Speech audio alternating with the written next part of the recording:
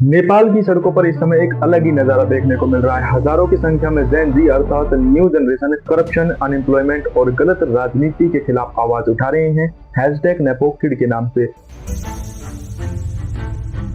एकातिर नेपाली नेताका छोराछोरी र नातिनातिनाहरूले कति आरामदायी जीवन बाँचिरहेका छन् भने तस्बिरहरू जसमा उनीहरूको विदेश ट्रिप, शानदार पार्कहरूको कलेक्सन देखिन्छ।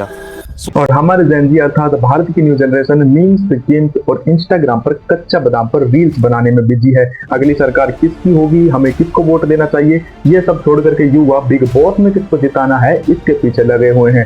फर्क साफ है, वहां पर सवाल पूछे जा रहे हैं और यहाँ पर सवाल दबाए जा रहे हैं। लेकिन ऐसा क्यों?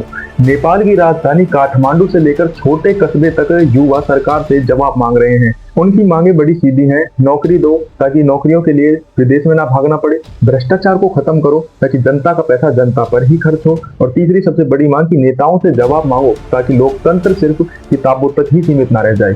नेपाल की ऑफिशियल रिपोर्ट बताती है कि हर साल 5 लाख से अधिक युवा नेपाल से नौकरी की तलाश में विदेश के लिए पलायन कर जाते हैं। कई बार संसद की घेराबंदी हुई, कई मंत्रियों के इस्तीफे की मांग उठी। सोशल मीडिया को हथियार बनाकर जेन जी ने एक बड़े आंदोलन की शुरुआत कर सत्ताधारियों की नींद उड़ा दी, और यह सिर्फ एक आंदोलन नहीं, एक बड़ी क्रांति की शुरुआत है।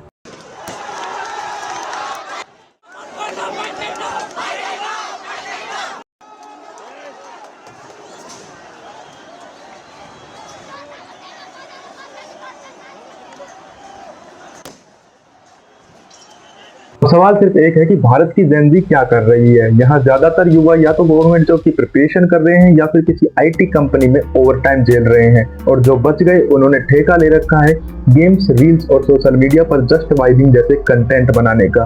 अब हकीकत देखिए, भारत में बेरोजगारी दर 7 से 8% के बीच झूल रही है, और हर साल 2.5 करोड़ से ज्यादा युवा सरकारी नौकरी या किसी भी नौकरी की कतार में आते हैं। सिर्फ नौकरियां निकलती हैं कुछ हजार ही। पिछले 3 साल में देखा जाए तो 60 से ज्यादा पेपर लीक हुए, जिसमें एसएससी से लेकर यूपी पीसीएस और रीट तक। लेकिन सड़कों पर उतना गुस्सा नहीं दिखा। इसका जवाब है कि जब शिक्षक और छात्र शांतिपूर्ण धरना देते हैं तो भी उन पर लाठियां बरसाई जाती हैं। अभी एसएससी वाला मुद्दा ही देख लीजिए।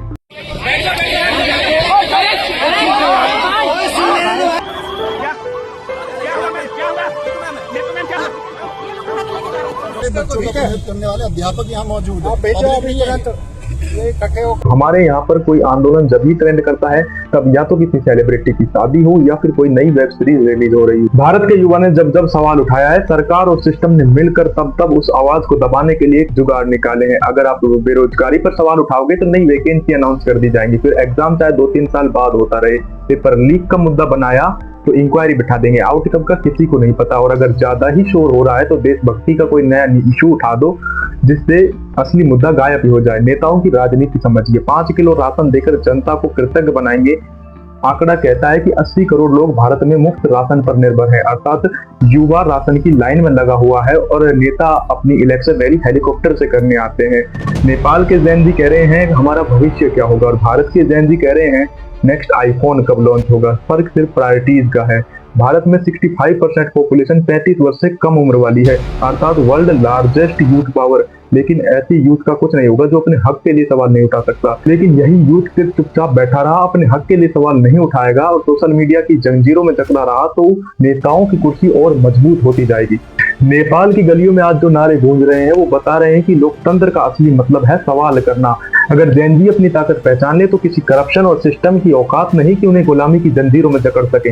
लेकिन जब तक हमारी जेन जी रील्स और मीम्स में व्यस्त रहेगी तब तक नेता आराम से कुर्सी पर बैठकर कहते रहेंगे सब चंगासी।